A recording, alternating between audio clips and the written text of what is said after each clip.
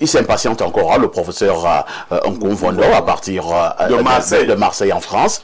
Professeur Nkoumvondo, bonjour une fois de plus et bienvenue au programme. Oui, je me posais la question, c'est de savoir si j'étais encore invité. Bon, bien entendu, vous l'êtes toujours avec toutes vos potentialités. Professeur Nkoumvondo, quel est le regard que vous posez sur notre problématique, la deuxième de ce matin, et si Biya décide de retourner au village? Je vous ai dit, lorsque j'ai pris la parole pour la première fois, que je ne regarde pas votre émission à partir de Marseille tout seul. Je suis avec des personnes de multiples nationalités. J'ai envie de vous dire que il fait une quasi-unanimité en ce moment que au Cameroun, nous sommes la risée du monde. Le seul fait d'avoir pour débat un dimanche, débat regardé par des millions de personnes à travers le monde, où on pose le débat sur une éventuelle candidature d'une personne de près de 100 ans qui est appelée à gouverner 30 millions de Camerounais si jamais il accède à ce mandat. Je dis encore que nous sommes, par rapport seulement à ce débat, la risée du monde, pour dire que ce débat, cette question ne devrait même pas se poser. Et pour emprunter des expressions chères à quelqu'un qui est sur votre plateau, j'ai envie de dire c'est du famela politique, c'est du vaudou politique, et pour utiliser une expression qui est mienne, c'est de la sorcellerie que nous vivons là. Et je suis en train de dire que ceux qui appellent un monsieur de près de 100 ans à être candidat sont des sorciers. Et j'ai envie de dire que celui qui, à près de 100 ans, acceptera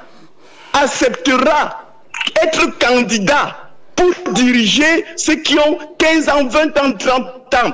Si, pour dire les choses de la façon la plus crue, je suis convaincu que Paul Biya ne sera pas candidat. Mais comme nous sommes dans le monde de l'absurde, comme nous sommes dans le monde de l'ubuesque, si jamais il est candidat, je dirais alors que Paul Biya est un sorcier. Le mot n'est pas fort puisque ce mot existe dans le dictionnaire. Je vais emprunter une expression qu'avait utilisée un autre de vos panélistes, toujours sur votre chaîne, je crois, et à une autre émission.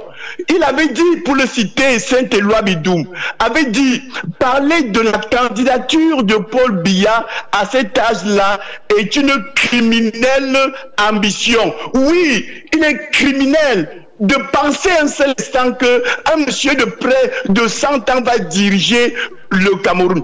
Je suis j'ai environ 60 ans. Dans quelques jours, j'aurai 60 ans. Je suis enseignant à l'université. Je travaille dans le monde intellectuel. Je peux vous dire qu'à cet âge-là, je ne peux plus exercer mes fonctions d'enseignant comme je le faisais lorsque j'avais 30 ans, 40 ans. C'est pour là que dans toute activité, et je prends l'exemple de l'activité universitaire, je me charge, le mois est haïssable, mais je suis obligé de passer par là, je me charge de former. Aujourd'hui, j'en ai formé et des professeurs titulaires, des maîtres de conférences, des chargés de cours, des assistants qui sont appelés à prendre la relève. Personne n'est éternel. J'ai envie de vous dire que autour de moi, les gens ont explosé de rire lorsque tout à l'heure un de vos panélistes disait que le Cameroun va connaître une secousse, je ne sais pas de quelle amplitude. Tout le monde ici autour de moi s'est mis à rire en se disant, mais même Jésus est arrivé sur terre pour venir sauver l'humanité. Il a été crucifié, il est mort, il s'en est allé, mais le monde a continué à vivre. Un jour viendra, fatalement pour ces paysans, où Paul Biya ne sera pas candidat, où il ne sera plus président, où il ne sera même plus de ce monde. C'est ce qui nous attend nous tous. Mais soyez-en rassurés eh bien, le soleil continuera à se lever tous les matins à l'est et continuera à se coucher tous les soirs à l'ouest. Professeur Nkoumvanda, sur le soleil, certains ont vécu Professeur Nkoumvanda, les plus cruelles de ce monde sont nées. Elles ont vécu et un jour, ces dictatures-là ont pris fin. Je reste convaincu qu'on a beau débattre, qu'on a beau suggérer, qu'on a beau appeler, qu'on a beau accepter, un jour viendra où le Cameroun sera là et Biya ne sera plus là. Il faut s'y préparer. Et pour se préparer, j'invite mes amis et adversaires du RDPC à se préparer, à préparer une candidature qui est autre que celle de Paul Biya. Peut-être que ce sera aujourd'hui, peut-être que ce sera demain. Dans tous les cas, cette candidature doit d'ores et déjà être préparée. Ce n'est pas seulement pour le RDPC, c'est pour le Cameroun tout entier, parce que il n'est pas bon que nous soyons gouvernés par quelqu'un qui a cet âge-là. J'entends souvent certains nous dire, que l'âge n'est pas un projet politique. Oui, je veux bien, mais il faut comprendre que quelles que soient les compétences qu'on a, à un moment donné, on est affaibli par l'âge, la mémoire est affaiblie, l'intelligence est affaiblie, et nous le savons tous. Ah, j'ai l'impression que le professeur Nkoumvanda a un problème de retour. Professeur Nkoumvanda, vous m'écoutez? Je vous écoute cette fois-ci. Mais professeur Nkoumvanda, votre candidat que vous soutenez en ce moment, Maître Akerimuna, lui-même n'est plus trop jeune. Oui, vous savez qu'en 2018, j'ai soutenu la candidature, j'ai investi un candidat jeune. Oui. La mission était accomplie. Il était question de faire venir dans la vie politique des jeunes qui semblaient ne pas s'y intéresser. Le coup a été réussi. Aujourd'hui, les jeunes sont en politique, les jeunes sont à l'Assemblée nationale. Aujourd'hui, vous me parlez d'Akerimuna. Et pourquoi vous laissez donc un jeune, comme vous l'avez soutenu en 2018, vous soutenez maintenant quelqu'un qui n'est plus trop jeune? Non. Oui, c'est-à-dire que vous naviguez entre jeunesse et vieillesse sans problème. Et le cadet de Paul Biya de 20 ans. En réalité, Akerimuna est le fils de Paul Biya. Et puis, vous voulez bien que je vous l'explique.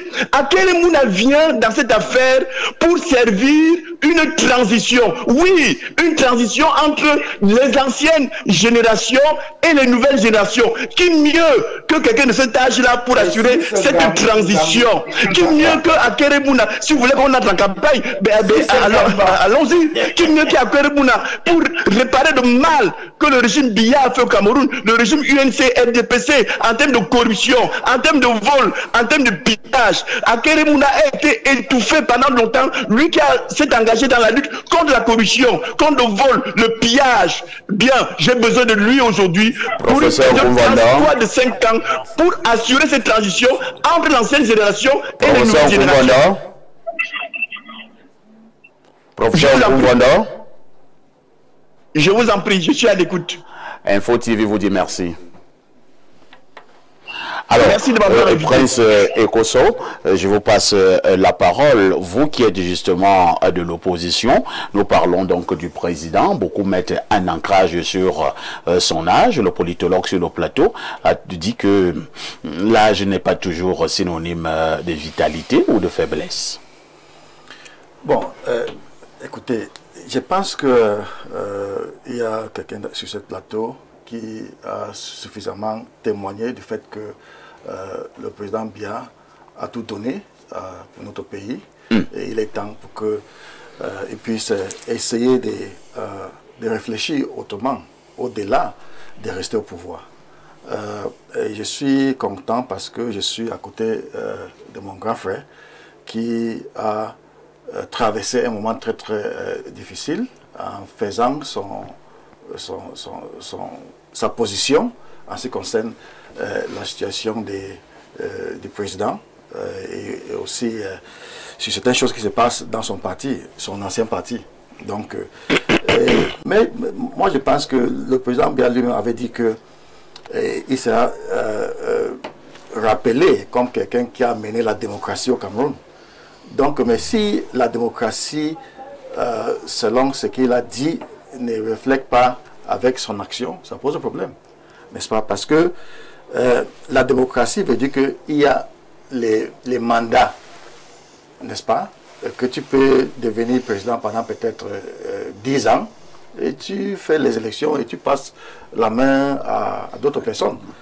Mais si le président reste au pouvoir et en 2025, en octobre, il est toujours président, ça pose deux problèmes. Lesquels? L'un de ces problèmes, ça veut dire que au sein de son parti, le RDPC, il n'a pas vraiment réussi à faire assiéger l'idée de la démocratie. Parce que dans le parti, la démocratie doit commencer dans le parti.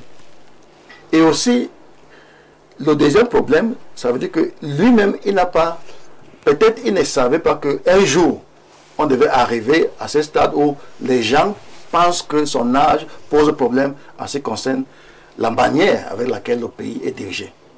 Donc, si quelqu'un doit être président et il oublie le fait qu'ils doivent un jour quitter le pouvoir et il ne prépare pas la démarche avec laquelle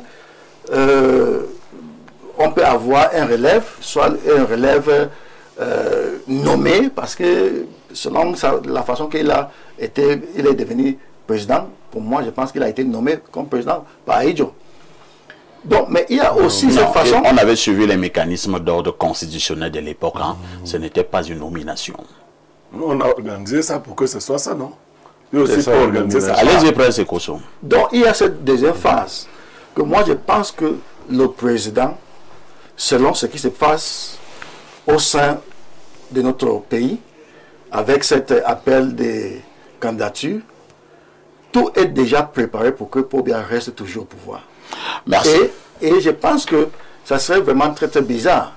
Ça va donner toujours la honte au Cameroun dans le monde entier, parce que c'est comme si Pobia n'est pas président, le Cameroun ne va pas aller au-de l'avant. Donc ça pose problème.